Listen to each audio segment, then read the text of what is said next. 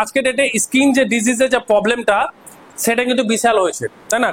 কার কার চুলকায়, খাজ, দাঁত এসব হয়েছে, ফোড়া, এসব কার হয়? হয়তো কারণে কত হয়, খুব চুলকায়, স্কিন ডিজিজ। ব্রণ কার হয়? অনেকের হয়। কেন হয় জানা গেছে? কেন হয় জানা আছে? এবং আজকে ডেটে হচ্ছে 70-80% মানুষের কিন্তু আজকে ডেটে এই যে চুলকানির যে পরিমাণটা সেটা কিন্তু বেড়ে গেছে, ঠিক? তো বাংলাদেশ থেকে যখন কমেন্ট করে আমাকে, ওনাদের জন্য একটা ভিডিও বানিয়েছিলাম আমি, যে ওনারা বলছেন স্যার 80% মানুষের কিন্তু আজকে বাংলাদেশে প্রচুর পরিমাণে কিন্তু যে চুলকানি সেটা হচ্ছে, আমরা ঘুমাতে পারছি না। ইভেন আমাদের এখানেও, শুধু ওখানে না, এখানেও। অর্থাৎ যে স্কিন ডিজিজ আমাদের ভারতবর্ষের সবচেয়ে বেশি যে রাজ্যগুলোতে দেখা যায় সেটা হচ্ছে উত্তরপ্রদেশ, বিহার, ঝাড়খণ্ড, পশ্চিমবঙ্গ, আর দেশ বলতে বাংলাদেশ।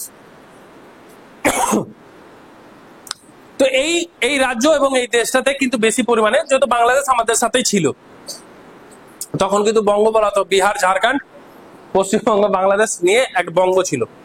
জানা আছে? ইতিহাস পড়েছো তো? তো এই রাজ্যগুলোতে আমাদের কিন্তু আজকে স্কিন ডিজিজ কিন্তু অন্য রাজ্যের তুলনায় কিন্তু বেশি। তার কারণ হচ্ছে এখানে জলও কিন্তু প্রচন্ড খারাপ, ঠিক? এবং আরো স্কিন ডিজিজ যে হওয়ার যে সম্ভাবনা সেটা কিন্তু বাড়ছে, সেটা হচ্ছে আমাদের উল্টাপাল্টা খাবার খাওয়া। উল্টাপাল্টা খাবার খাওয়া বলতে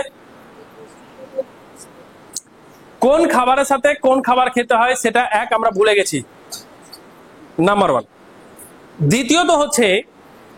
দ্বিতীয়ত হচ্ছে যে মাংসের সাথে দই মাখিয়ে কে কে খাও? মাংসের সাথে মানে রান্না করার সময় দই মাখায়, খেয়েছো? খাওনি? তারপরে মানে দুধের সাথে হচ্ছে গুড় মিশিয়ে, দইয়ের সাথে লবণ মিশিয়ে, তোমরা খাওনি? তুমি খেয়েছো? Yes, good. শহরে ছেলে মেয়েদের আরো বেশি উল্টাপাল্টা খাবার খাওয়া, মানে শহরে তো প্রায় স্কুল আমার কভার হয়ে গেছে, স্কিন ডিজিজ আরো বেশি প্রবলেম। যাই হোক, তো ভালো করে বুঝো যে যত ফ্রেশ খাবার খাবে সে তত ভালো কিন্তু থাকবে। তো এর আগে আমি যখন বললাম যে প্রত্যেকের জন্য কিন্তু প্রত্যেকটা খাবার কিন্তু একদম না, বুঝা গেছে? তো এই যে আমরা যে খাবারটা খাচ্ছি, উল্টা পাল্টা খাবার খাচ্ছি, বোঝা যাচ্ছে কথাটা? একদম উল্টা পাল্টা খাবার খাচ্ছি। অনেকজন কি করছে, টেস্টের জন্য মাংসের সাথে দই দিচ্ছে, দই দিয়ে বাস রান্না করে খাচ্ছে। দেখছো তো ইউটিউব বেগেরাতে, তারপরে ফেসবুকে বেগেরাতে দেখছো তো যে একদম মানুষ এই ট্র্যাডিশনটাকে নিয়ে যাচ্ছে। তো জিভের জন্য সবাই খাচ্ছে, পেটের জন্য খাচ্ছে না। তো আজকে ডেটে 103 ধরনের কিন্তু লিস্ট আছে, আমি কিন্তু ইউটিউবে দিয়ে রেখেছি, যে এই খাবারের সাথে এই খাবারগুলো কিন্তু একদম খাওয়া যাবে।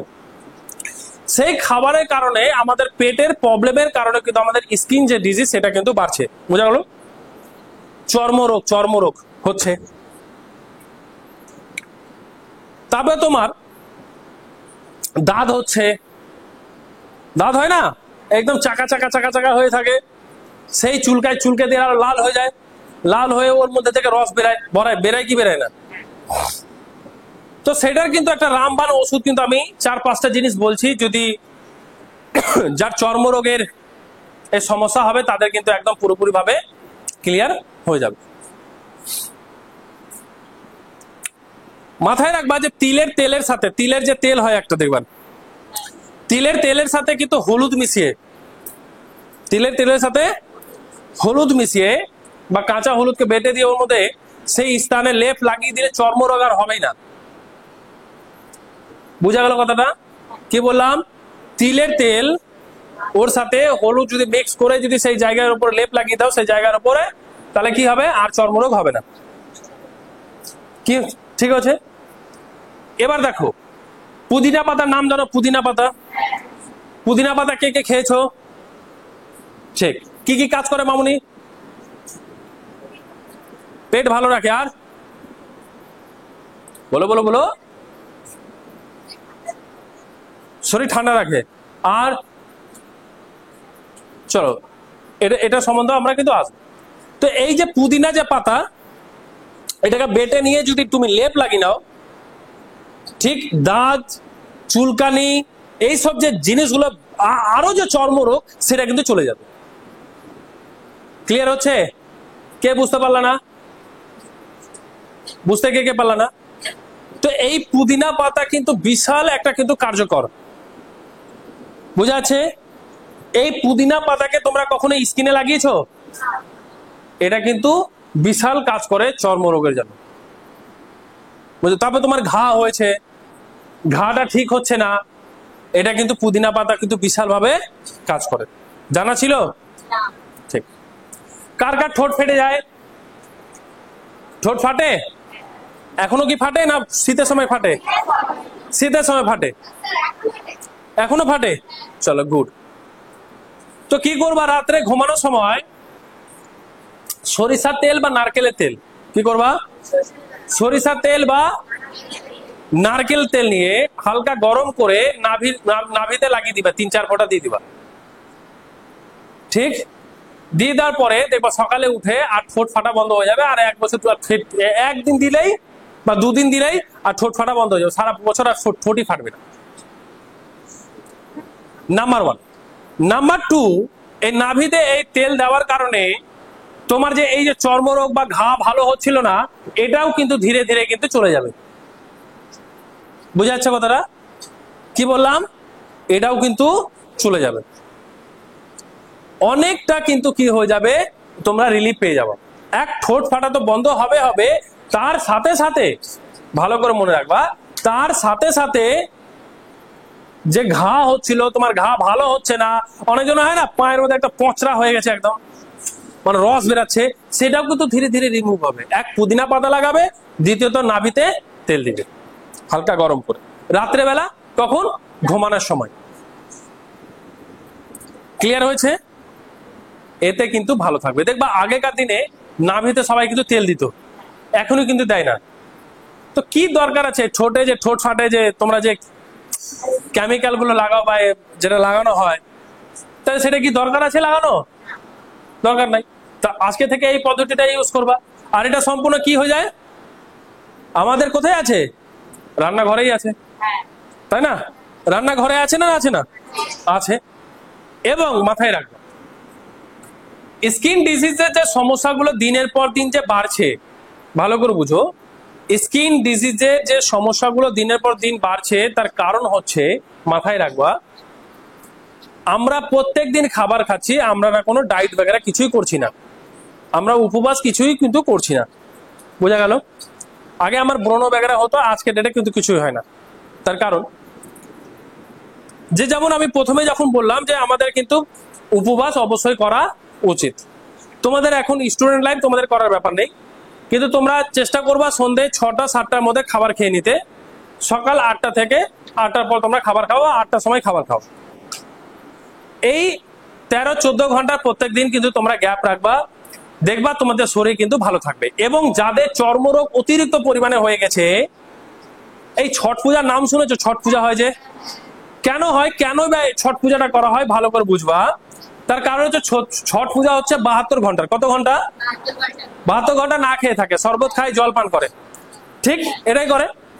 এতে কি হয়, আমাদের পেট কিন্তু পুরোপুরি ভাবে রেস্ট পায় এবং অর্গানগুলো কাজ করার যে ক্ষমতা, সেটা কিন্তু তৈরি হয়।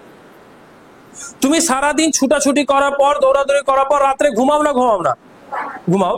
তো সেই রকম ভাবে বাবু, আমাদের রাত্রে তো আমাদেরকে, আমরা যখন ঘুমাই তখন আমাদের শরীর কি হয়? ভালো হয়। ভালো হয় না হয় না? ভালো হয়।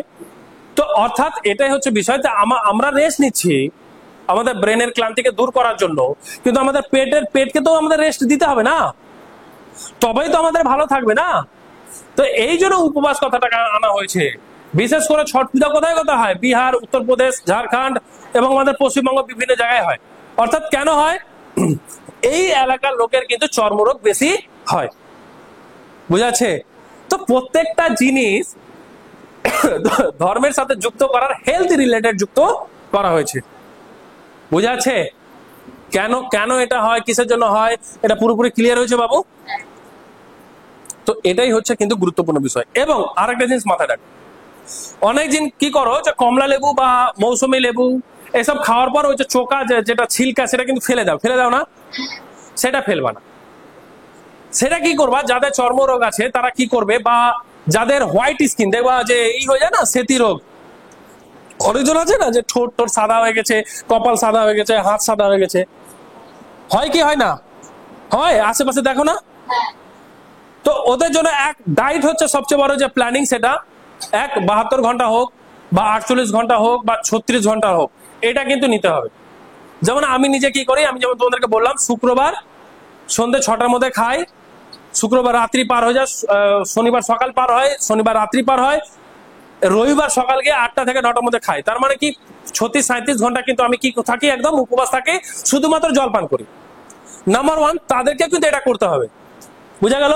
দ্বিতীয়ত, এই কমলা লেবু মৌসুমী যে ছোকাগুলো আছে বা কলা, এইসব যে ছোকাগুলো আছে, যেগুলো ফলের, অন্যান্য ফলের যে ছিলকাগুলো আছে, ওটা কি করতে হবে, ফেলতে হবে না, ওটা কিন্তু কি করতে হবে, শরীরের মধ্যে ঘুষে নিতে হবে।